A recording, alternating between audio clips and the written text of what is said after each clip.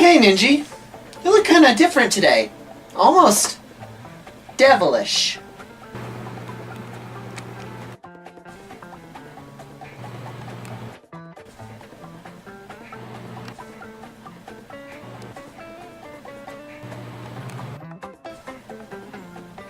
What?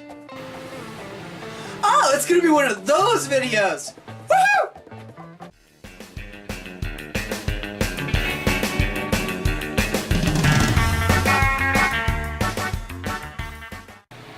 If you followed my channel in the past 6 or 7 years, you would know that I made a really cringy movie called Creature from the Bedroom, a Purple Mickey and Black Mickey movie.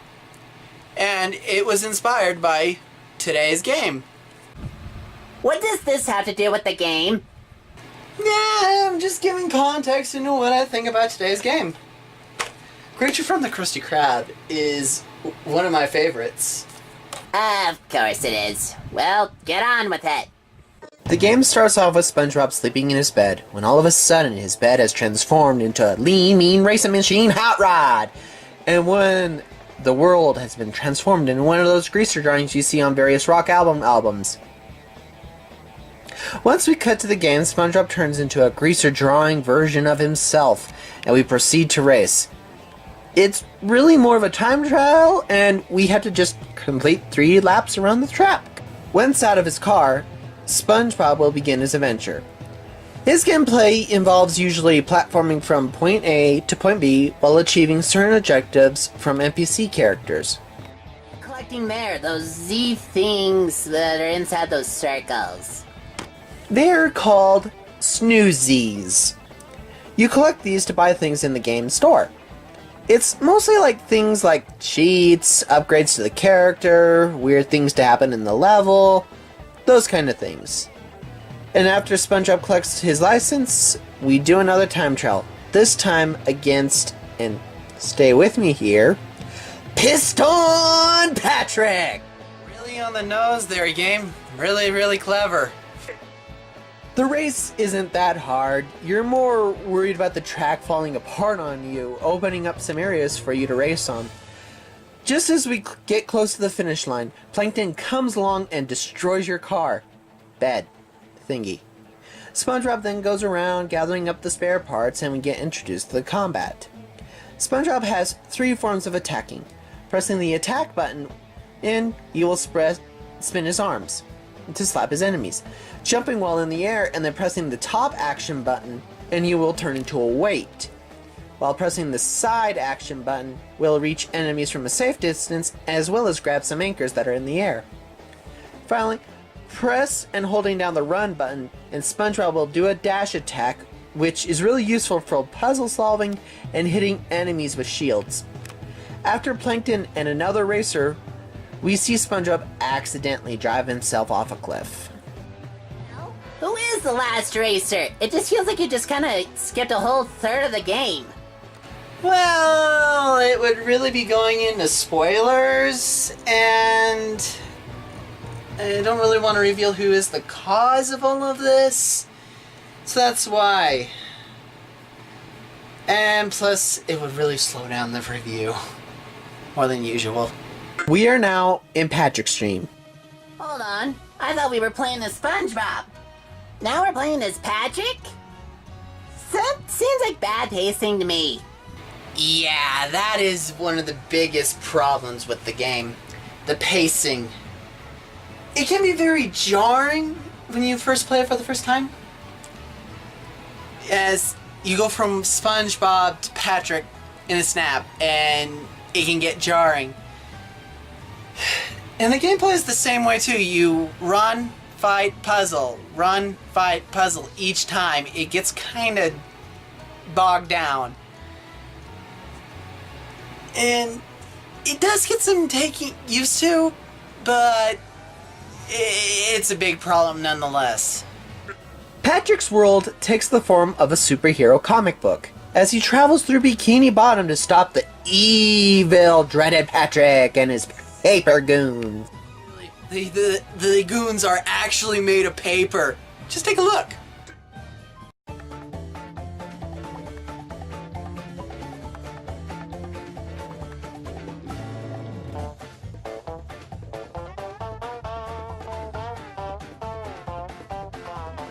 Patrick's world is more focused on combat and less on platforming and collecting like SpongeBob's levels are. It is here in this first level, we learn how to fight Patrick's enemies by spinning and running into them, similar to SpongeBob's moveset. Patrick's moveset is similar to SpongeBob's. Why is he in the game? Only benefits the story, it's just, I think this is just the weakest part of the game. Oh. Patrick has potential of being a superhero. They did a SpongeBob episode based off of this idea. Was the episode good? I don't know, I've only seen it once, and I thought it was fine. I don't know what the general consensus is on that episode. The reason why I think it's just weak here is due to the fact that dreaded Patrick was never clear on his goal. Just cause trouble, and that's it. The level does make up for the idea of the goons being paper and coming out of the recruitment posters on the walls is a very clever idea. The rest of the time though, the level just feels very empty and not very fun to look at. It's kind of a bad comparison to the rest of the game. This game isn't as empty as this last world. Yeah, it's like this. The game gives you a taste of what it will be doing for the first world. Then for some dumb reason, everything gets taken away for the second world. And raises everything up to 11 like that. After Patrick gets blasted into space by the dreaded Patrick, we now see Plankton waking up from his nightmare. Brushing this nightmare off, Plankton grabs a piece of a Krabby Patty and enlarges to, literally, monstrous proportions. This causes Plankton to enlarge himself to about the size of a normal fish citizen, and grabbing his despiculator... Don't you mean Freeze Ray? He invented it, so he got to name it, and it's called the Despiculator. Plankton's level sees him running throughout Bikini Bottom trying to escape the monster Krabby Patty. The goal of this level is to grab gears and blueprints to open a cage at the end of the chase sequence. Why do we need to open up the cages? We need to open them up to grab the Sleepy Seed at the end of the sequence. Sleepy Seeds take the form of Patrick or Plankton to unlock them in the final level. If you want to play as them in that level, it is encouraged to get them as they end their perspective story. You know how many we need to collect? I believe to unlock both Patrick and Plankton, I think you have to get 28 for both characters. Not 28 in total, I think you have to get 28 for Patrick and 28 for Plankton, if that sounded confusing. Always confuses me. It's not that hard, as if you save the game and then reset it, a picture with both Patrick and Plankton Sleepy Seeds will flash. The faster it flashes, the closer you are to a Sleepy Seed. I don't know why the game needs you to do that instead of being there when you first boot up the game. I don't know, it might just be a glitch or something. What's weird is that the sensor will stay every time you boot up the game afterwards, so long as you have your save data. Anyway, once Plankton comes back to the chum bucket, the Krabby Patty crushes him. Well, that was dark. Oh, you're in for a treat. You're now back with SpongeBob, who we see continuing to fall. This segment of the game, I like to imagine us, as the player, is descending further and further into the madness of the game. Just take a look here. There are giant treasure chests and giant machinery and trippy visuals.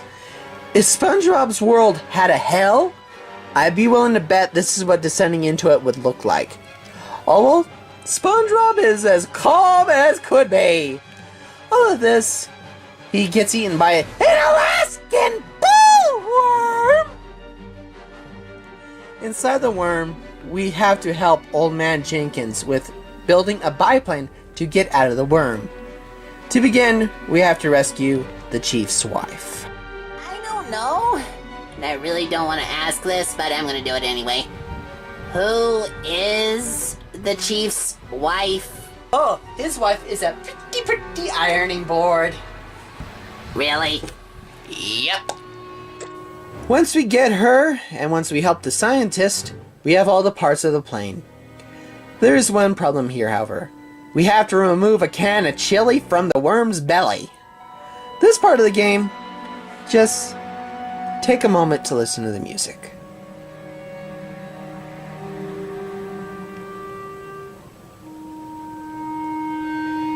I like the feeling of dread this music brings in this section. It does give a sense of urgency that if we don't do this in time, we could die. And after removing that blockage, we get treated to a minigame. Something the game does, and I have a bit of a problem with it, in that the game likes to reuse the same minigames for each of the levels.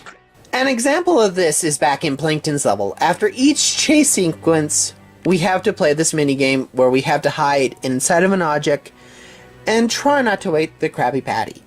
Now in Spongebob's second level, we have to sort trash into different colored buckets each time we complete a section of the level. These minigames aren't bad, but I think just doing them once would have been fine instead of on repeat. Clearing the minigame for the third time, Spongebob is able to fly outside the worm's stomach, but uh-oh, the mouth closed. Hey Ninjie, look! We're in space! What? Really? Huh. Oh, no, really, look, there's this thing that's black, and it's a hole. I wonder what it could be.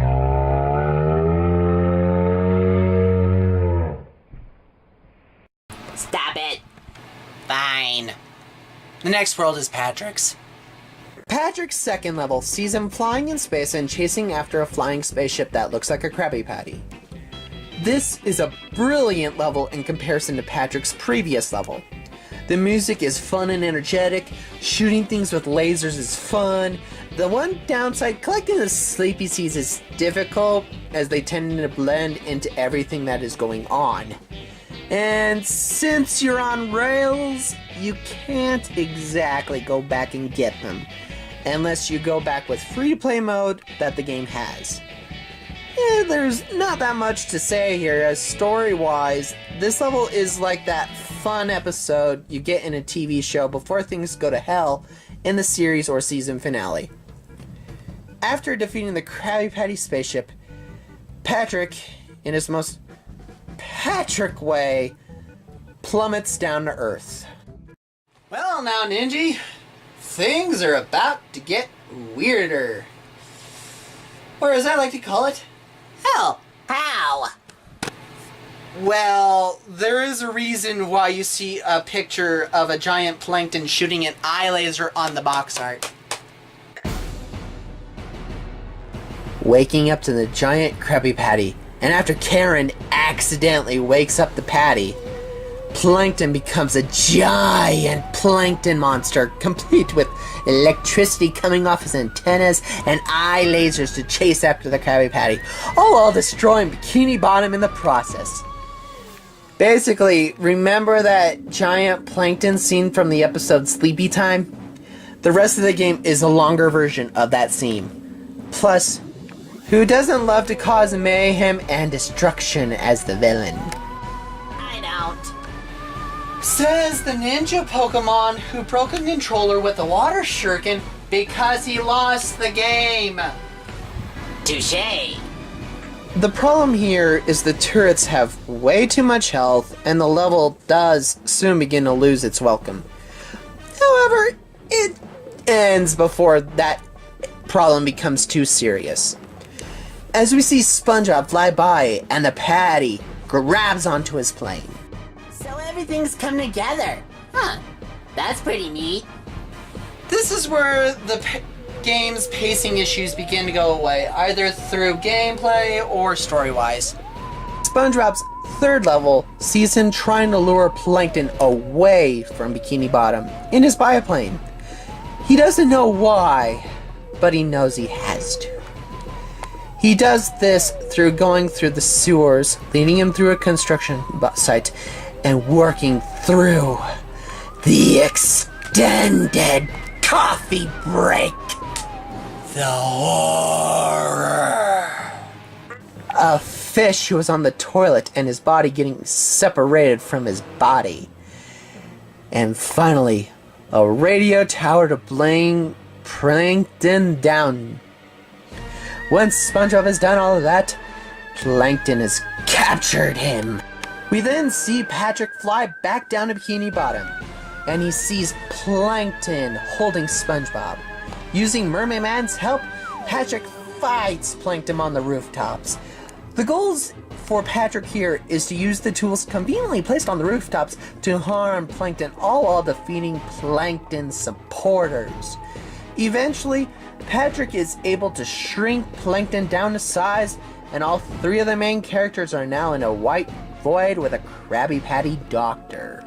Why are you stopping? Things are getting pretty good. Well, here's the thing. I'll be spoiling the final level, as well as the 3 character endings for each of the characters. Now, I know I said I wouldn't be spoiling who is the cause of all of this, but I will be spoiling who is the creature from the Krusty Krab. If you still want to be surprised to who the creature is, click right here to skip to the final thoughts.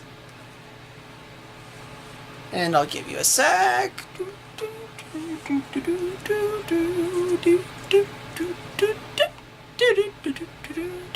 Okay. Okay. Here we go. If you follow my channel for a long time, you would know I tend to play this music a lot. This is because this music is from my favorite level in this entire game. It's also one of my favorite music tracks gaming-wise. Hypnotic Highway is what it's called. It is here we have to race against the clock to capture the creature from the Krusty Krab. This being the Krabby Patty the characters ate before they went to bed. All this needs to happen in order for each of our heroes to wake up. SpongeBob's and Plankton's levels play out just like the first level of the game, while Patrick is on his rocket. In this level, it is a carnival full of monsters who throw things like balls at you, walk in the middle of the road, and slam down on you. What you need to do is make sure when you play as SpongeBob or Plankton, you have to hit every speed boost on the track. This is because it's the hardest level in the game, as everything in it wants to slow you down.